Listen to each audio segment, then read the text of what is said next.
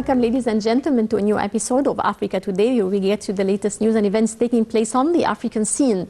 And today we will be talking about COP27, which accomplished its sessions this week in the Red Sea resort city of Sharm el-Sheikh. Delegates from world countries discussed over various climate issues which were irritating the whole world, as well as solutions to confront climate crisis.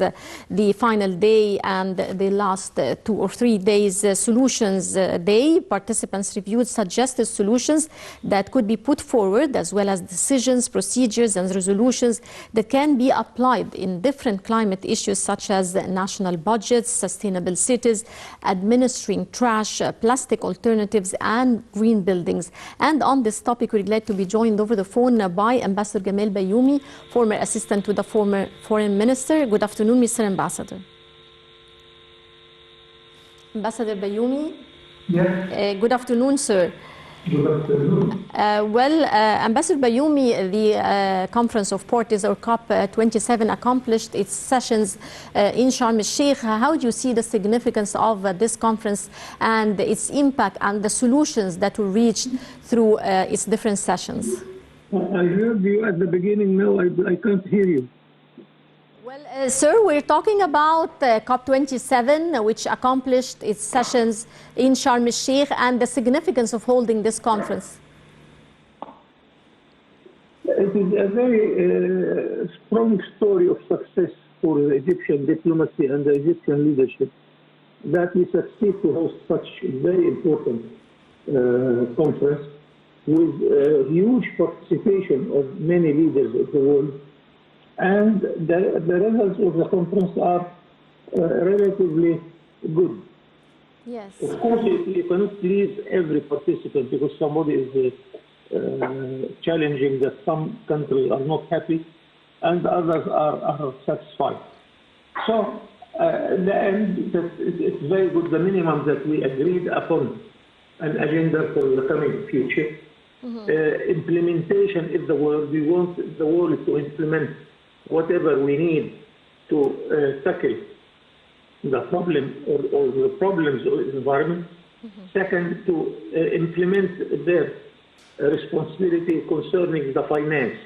Yes. Finance is the word because, after all, to maintain good practice with good conditions for environment, it needs money, money, money. So, in this concern, I think the conference succeeded to add something important for this very important subject in the whole world interest. And I hope that we shall continue following what is happening, of course, with our brothers in the United Arab Emirates, which will host the coming conference. Right. Well, Mr. Ambassador, how far do you think the conference was able to move the world from... I can't hear you. Okay, I'll raise my voice. There's a problem in the studio. Right. Well, I will repeat my question, sir. How far was the conference able to move the world from the stage of pledges to the stage of action? This is the cleverness of those who led the conference. I here give all the respect to the Egyptian diplomacy, to the head of the conference, Sameh Shoukry.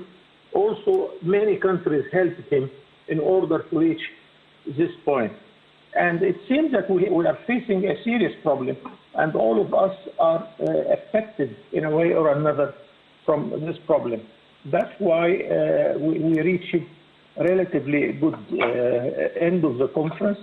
And I here salute our diplomats and the young generation who helped in bringing success to such an event.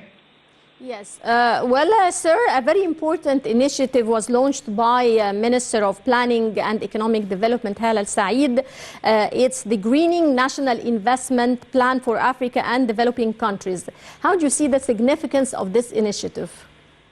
It is very good also because when we ask the whole world community to participate in finance, we have to bring to them special projects and to ask them to finance those projects.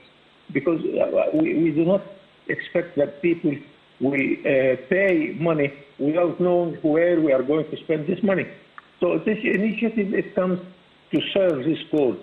So those who are going to finance the cost of good environment will know, of course, that we are addressing certain projects, and I am expecting more and more projects in this concern.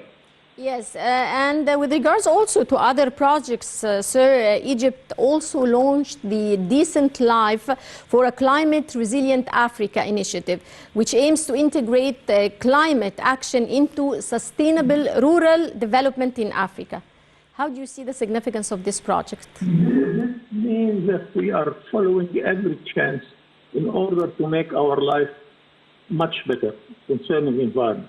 And Egypt is one of the main countries of the world who has a good experience in Africa. Another thing that Egypt is one of the most acceptable faces in Africa. Because after all, we are Africans, we have long history in Africa. Some African countries would tell you proudly that they have Pharaonic and Egyptian origin.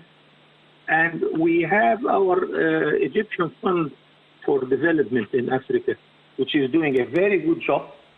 So we hope that all this will present more and more initiatives in order to help the whole continent to make their life much better, whether for environment or development or any project will help the continent's countries in order to have much better life. Yes, well, Ambassador Bayoumi, how has climate change negatively affected the African continent? Here we are, I can say that we are victims for what is going on in the world, because those who are doing bad to the environment are the most of the richest countries in the world and the most industrialized countries. And it's a matter of cost, because if you want to maintain good environment conditions, you have to pay the cost for this. So, as a matter of fact, we need to finance the requirements of